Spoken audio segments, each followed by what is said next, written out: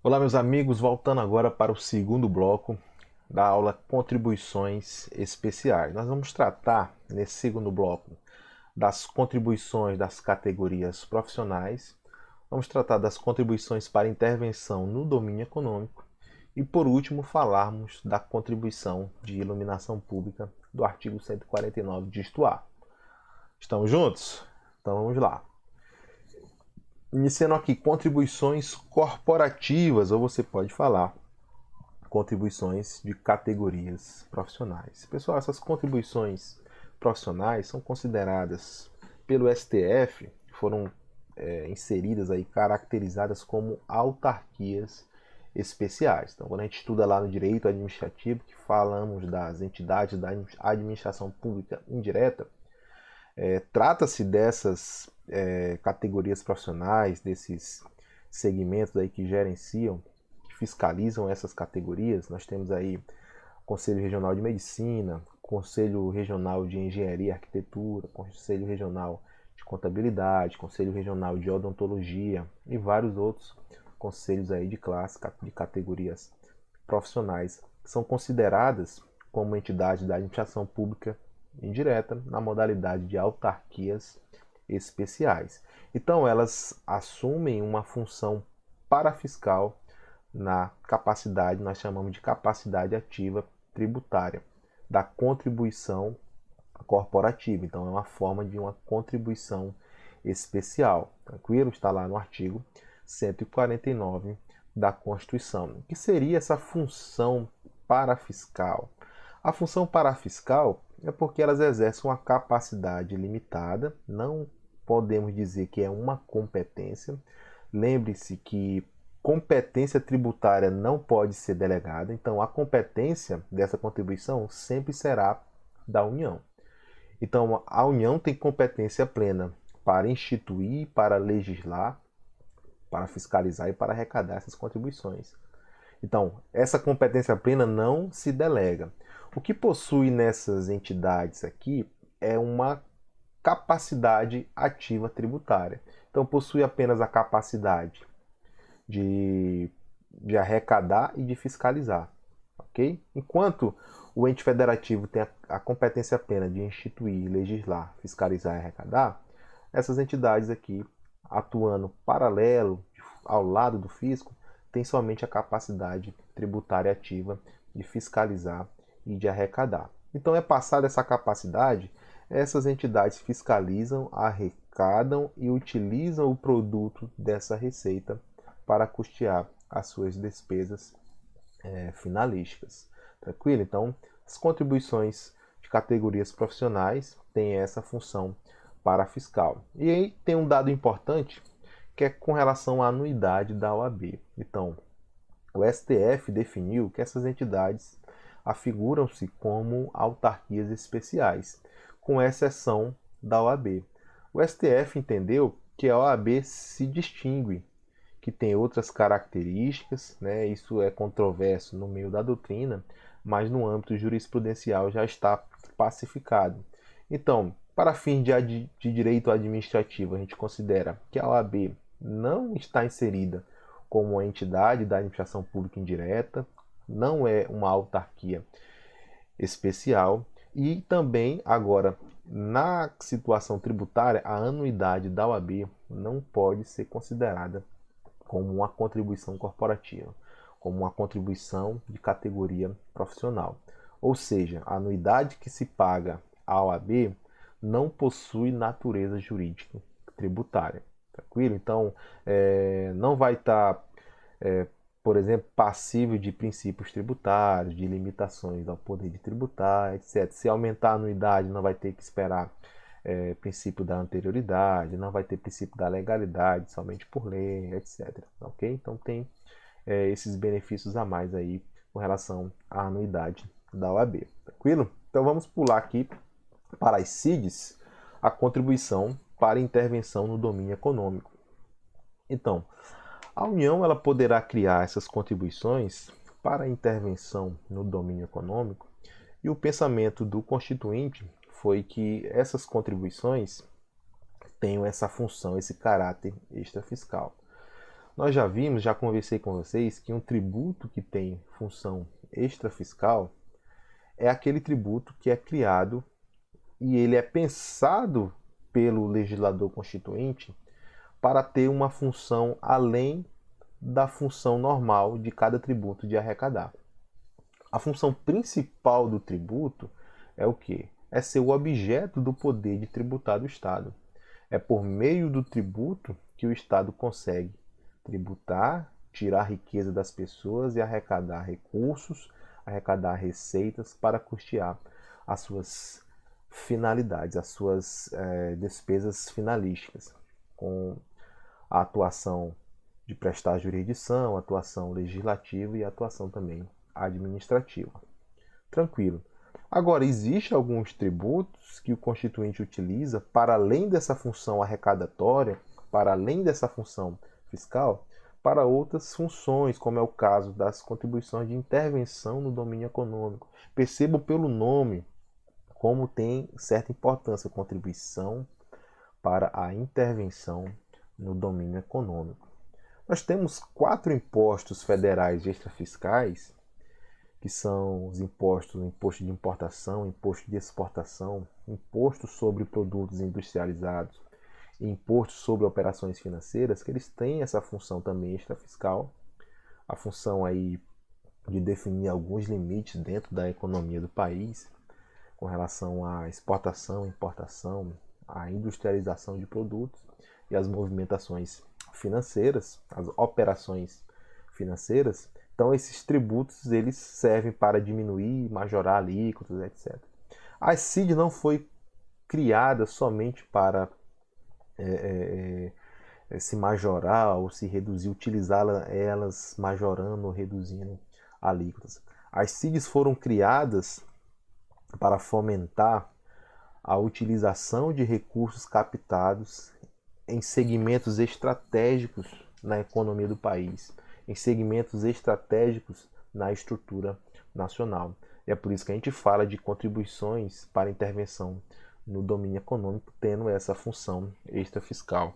Existem algumas contribuições para a intervenção no domínio econômico, só que nós temos uma que é a mais importante para o nosso estudo em contribuições especiais, porque é a única que tem os fatos geradores já todos definidos expressamente na Constituição Federal, lá no artigo 177, no seu parágrafo 4º, e é um tributo conhecido, nós chamamos de CID dos combustíveis. Tranquilo? Então, existem outras CIDs instituídas, mas para o nosso estudo aqui específico de contribuições especiais, o que é mais relevante é nós estudarmos aqui sobre a CID dos combustíveis. Então, a CID dos combustíveis está lá no artigo 177, parágrafo 4º. Eu vou mostrar aqui para vocês no dispositivo da Constituição. Deixa eu sair daqui da COFINS. Artigo 177 já fala aqui de mercado financeiro e tudo, a gente tem lá no parágrafo 4º. Ele já traz a lei que institui contribuição de intervenção no domínio econômico relativa às atividades de importação, comercialização de petróleo e seus derivados. Então, por isso que a gente fala de CIDs dos combustíveis, que é referente à importação, comercialização de petróleo e seus derivados, gás natural e seus derivados e álcool combustível, deverá atender os seguintes requisitos. Traz alguns requisitos aqui e fala aqui da destinação desses recursos arrecadados, que isso aqui é como se fosse o néctar, né, o DNA da CID dos combustíveis, que é a destinação dos seus recursos, que é a intervenção, a União fazendo essa intervenção no domínio econômico. Então, a arrecadação das CID dos combustíveis tem que ser destinada ao pagamento de subsídios a preços ou transporte de álcool combustível, gás natural e seus derivados e derivados de petróleo. Tem que ser destinado também ao financiamento de projetos ambientais relacionados com a indústria do petróleo e do gás. Então, é uma indústria que é um tipo de atividade que vai ter impacto ambiental, então os recursos oriundos da CID dos combustíveis vão ser utilizados também para financiamento de projetos ambientais relacionados com esse tipo de atividade, também para o financiamento de programas de infraestrutura de transportes. Então, pagamento de subsídios a preços do transporte de álcool combustível, gás natural e seus derivados e derivados de petróleo, financiamento de projetos ambientais relacionados com a indústria do petróleo e do gás e financiamento de programas de infraestrutura de transportes. Então, essa é a finalidade da arrecadação da CID dos combustíveis. Voltando aqui para os nossos slides.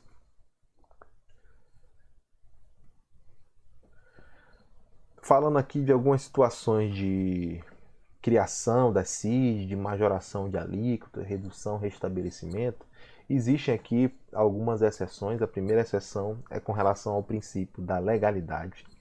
Então, note bem, eu queria que você prestasse atenção aqui para o que eu vou falar. Quando houver redução da alíquota e quando houver o restabelecimento da alíquota anteriormente reduzida, não respeita o princípio da legalidade. Tranquilo? Deu para entender? Quando houver redução da alíquota da CID dos combustíveis, olha que não é a redução da alíquota da contribuição para intervenção do domínio econômico. É para essa CID específica. Redução e restabelecimento de alíquota de CID dos combustíveis. Okay? Não precisa de lei para reduzir ou restabelecer alíquotas da CID dos combustíveis. Basta um ato do Poder Executivo. Pode ser uma portaria do Ministro da Fazenda. Pode ser um decreto do Presidente da República. Então, reduzir e restabelecer. O que seria restabelecer a alíquota? Imagine a situação da alíquota da CID dos combustíveis, que era de 5%, e o presidente lá por meio de decreto reduz a alíquota de 5% para 2%. Reduziu a alíquota da CID dos combustíveis por meio de decreto? Pode? Pode reduzir por meio de decreto. Não precisa de lei. Exceção ao princípio da legalidade. Reduz de 5% para 2%. Depois, passada aquela fase, o presidente ele volta a mexer nessa alíquota e ele restabelece para 5%, ou seja, ele está colocando no patamar anterior. Era 5%, minorou para 2% e ele está restabelecendo para 5%. Quando ele restabelece essa alíquota das CID dos combustíveis, não precisa de lei, basta também por ato do Poder Executivo. Então, se ele baixou por meio de um decreto para 2%, ele pode pode restabelecer novamente para 5% por meio de decreto também. Agora, você tem que ficar atento, porque se ele passar de 5%, já se considera uma majoração. E essa majoração não será permitida por meio de ato do Poder Executivo. Vai ter que respeitar normalmente o princípio da legalidade. Então, no mesmo exemplo, o presidente, por meio de decreto, baixou a alíquota de 5% para 2%. Depois, por meio de outro decreto, ele aumenta de 2% para 6%. Pode? Aí não pode por meio de decreto. Se aumenta para 6%, ele não está restabelecendo a alíquota. Ele está majorando a alíquota. Porque o restabelecimento seria aumentar essa alíquota até o limite de 5%. Se ele aumenta para 6%, ele majora a alíquota e tem que respeitar o princípio da legalidade. Tem que majorar. Essa alteração de 2% para 6%, no nosso exemplo, tem que ser por meio de lei ordinária. Tranquilo? Então, o princípio da legalidade, a CID dos combustíveis, tem a ver com a redução e restabelecimento da alíquota da CID dos combustíveis. A mesma coisa a gente aplica aqui com exceção ao princípio da anterioridade. Ok? Redução e restabelecimento da alíquota, nós temos aqui uma exceção ao princípio da anterioridade.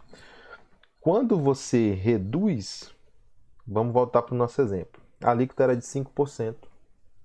Tranquilo? O presidente, por meio de decreto, reduz para 2%. Pode por meio de decreto? Pode, reduziu. Quando reduz, não precisa respeitar o princípio da anterioridade, porque não está majorando ali, está só reduzindo. Quando volta de 2 para 5%, existe aí um aumento. Existe um restabelecimento de 2 para 5%. Nesse restabelecimento, só respeita a noventena. Tranquilo? No restabelecimento da alíquota das CID dos combustíveis, só respeita a noventena. No mesmo exemplo que eu falei antes, se de 2% ele resolve colocar para 6%, já é majoração. Tem que respeitar a legalidade, tem que ser por lei e tem que respeitar o princípio da anterioridade. Vai aguardar 90 dias, respeita a noventena e também respeita a anterioridade do exercício seguinte. Só não vai respeitar a anterioridade do exercício seguinte se for restabelecimento. Quando ocorre restabelecimento, só respeita a noventena. Tranquilo? Isso aqui está lá no artigo 177, parágrafo 4º, inciso 1.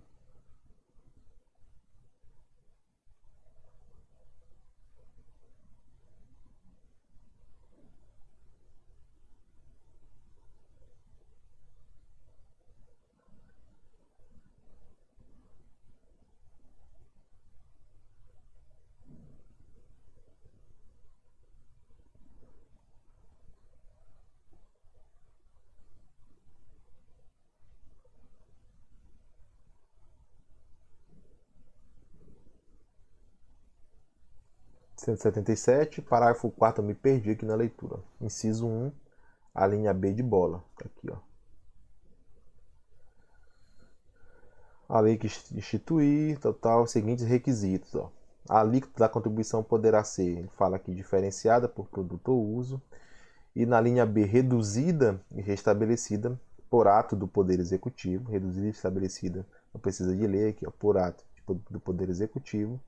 E não se lhe aplicando o disposto do artigo 150, inciso 3, a linha B da Constituição. Essa não aplicação é a aplicação da anterioridade do exercício seguinte. Só vai aplicar a noventena. Tranquilo?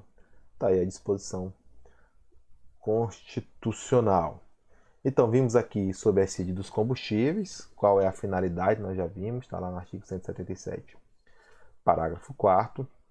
Falamos aqui de exceções ao princípio da anterioridade, exceção ao princípio da legalidade. Com relação ao princípio da legalidade, não precisa de lei, vai poder, por ato do Poder Executivo, tanto reduzir como restabelecer as alíquotas. Preste atenção com relação à majoração. Se passa do restabelecimento, aí não pode mais por ato do Poder Executivo, tem que ser por meio de lei. Da mesma forma, o princípio da anterioridade se reduz quando restabelece, respeita a noventena somente. Se não só restabelecer, mas majorar, aumentar mais ainda essa alíquota, vai precisar aí respeitar tanto a noventena como a anterioridade do exercício seguinte. Tranquilo? Caminhando aqui, CID dos combustíveis, informação importantíssima, falando aqui sobre a repartição de receitas das CID dos combustíveis. Então a União arrecada essas receitas e tem uma regra na Constituição de repartição dessas receitas. Então vai haver aí a repartição de parte dessas receitas entre os estados e os municípios. Lembrando que a CID dos combustíveis, fora os impostos, é a única situação em que há regra de receita, regra de repartição de receita. Dentro das contribuições especiais, nenhuma outra daquelas subespécies de contribuições especiais vai haver repartição de receita. Tranquilo? Só existe repartição de receita nas contribuições especiais com relação às CID dos combustíveis. Fora as contribuições especiais, outro tributo que vai ter repartição de receita será somente o imposto, tá bom? Contribuição de melhoria, taxas e empréstimos compulsórios, não há repartição de receita. Então, anote isso, leve com você. Nas contribuições de melhoria, nas taxas e nos empréstimos compulsórios, não existe definição para repartição de receitas. Só há repartição de receitas nos impostos e dentro das contribuições especiais somente nas CIDs dos combustíveis, ok? Você encontra a disposição da repartição de receita das CID dos combustíveis no artigo 159, inciso 3 e parágrafo 4º, e na Lei 10.866 de 2004. Daqui a pouco a gente vai ver esses dispositivos aí para a gente conferir, tá ok? Então, dessa arrecadação das CIDs dos combustíveis, 29% a União terá que destinar aos estados da federação e ao Distrito Federal. Então, 29%, imagine a cada 100 mil reais, 29 mil reais, a União vai ter que distribuir entre os estados e o Distrito Federal. Professor, mas como que será feita essa distribuição entre os estados? Deixa eu trazer aqui a disposição. É a Lei 10.866.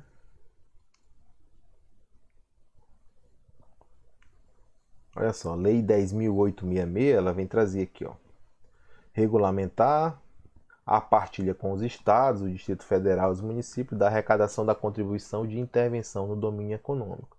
Não vou me estender lendo aqui dispositivos da lei, mas eu vou trazer aqui o anexo da lei, que ela já deixa tudo bonitinho aqui, como que vai ser essa participação.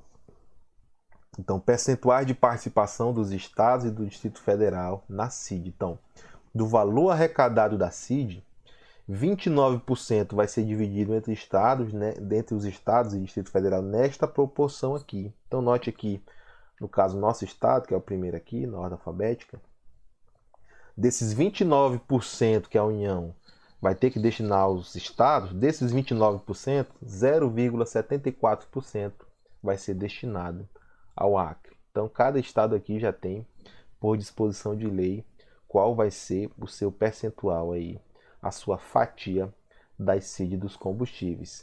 Tranquilo? Então, na repartição de receita das CID dos combustíveis, você vai lembrar que a União vai destinar 29% dessas receitas para os estados e entre os estados e o Distrito Federal. Quando os estados recebem a parte deles, então você viu que o Acre vai receber lá 0,74% da parte desses 29% que a União vai destinar aos estados. Quando o Acre recebe esse 0,74%, esse 0,74% dessa parte, o estado do Acre vai ter que destinar 25% e dividir entre os seus municípios. Tá, ok? Nessa lei 10.866 de 2004, também existe as disposições de como que o estado do Acre como que cada estado vai ter que dividir, quais são os critérios para a divisão dessa receita dentro dos seus municípios. Então, se você tiver uma curiosidade maior, você pode entrar nessa lei e ver todas as disposições. Para a nossa disciplina aqui, o que importa é saber, com relação à repartição de receitas, que 29% da receita das CID dos combustíveis vai ser dividida entre os estados. A União passa por estados. Desses 29% de cada estado membro vai ter que participar 25% e dividir entre os seus municípios. Como é feita essa divisão? Quais são os critérios? Disposição da Lei 10.866 de 2004, tá ok? Deixa eu entrar aqui no artigo 159.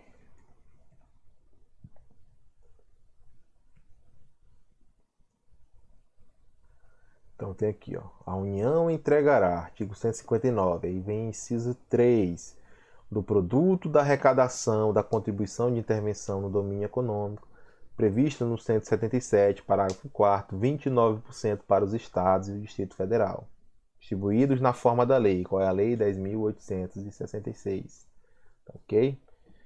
E lá na frente, parágrafo 4º, do montante do recurso de que trata o inciso 3, que a gente acabou de ler, que cabe a cada estado, 25% serão destinados aos seus municípios, na forma da lei a que se refere o mencionado inciso. Tranquilo? Então deu para perceber aí a importância desses dispositivos e como que é rateada aí a receita das CIDs dos combustíveis. Tranquilo? As CID dos combustíveis têm imunidade na exportação, então imunidade da CID, artigo 149, parágrafo 2º da Constituição Federal, ok? Não incide contribuição de intervenção do domínio econômico na exportação. Beleza? Então, passando aqui do estudo das CIDs, especificamente aqui das CIDs dos combustíveis, a gente entra na contribuição de iluminação pública, contribuição para o custeio da iluminação pública, a gente chama de CIP ou de COSIP. Lá na sua conta, na fatura da sua energia elétrica, você vai pagar, se você notar, tem um espaçozinho lá que vai ter o CIP ou vai ter COSIP, que é uma incidência de um tributo, e esse tributo é considerado uma contribuição especial de iluminação pública. Está no artigo 149, dígito A, da Constituição. Nós temos aí a súmula vinculante número 41 do STF, que trata essa súmula vinculante 41. Pessoal, o artigo 149, dígito A, a gente já percebe, dígito A, porque foi incluído na Constituição Federal, né, depois do texto originário, porque antes de tornar a contribuição de iluminação como uma contribuição especial, essa iluminação pública era cobrada por meio de taxa. E teve uma vasta discussão e o STF, por algumas vezes, bateu o martelo, pacificou o entendimento, no sentido de que não se poderia cobrar a iluminação pública, custear a iluminação pública cobrando por meio do tributo taxa. Porque não entrava dentro das características, não era perfil de fato gerador das taxas. A gente sabe que o perfil do fato gerador das taxas é a prestação de um serviço público específico e divisível e também o exercício do poder de polícia, né? E a iluminação pública não se enquadra em nenhum dos dois perfis de fato gerador das taxas. Iluminação pública não é um serviço específico e divisível, não tem como você fazer divisão para quem você vai prestar essa iluminação pública. E a gente sabe que uma das características do tributo taxa é a sua vinculação com relação ao contribuinte. Tem que ter uma contraprestação por parte do Estado com relação ao contribuinte para ele poder exigir a taxa. E não tem uma contraprestação específica para o contribuinte, no caso, que consome energia elétrica, a relação com a iluminação pública. Não dá para saber se você vai estar prestando iluminação pública especificamente para aquele contribuinte.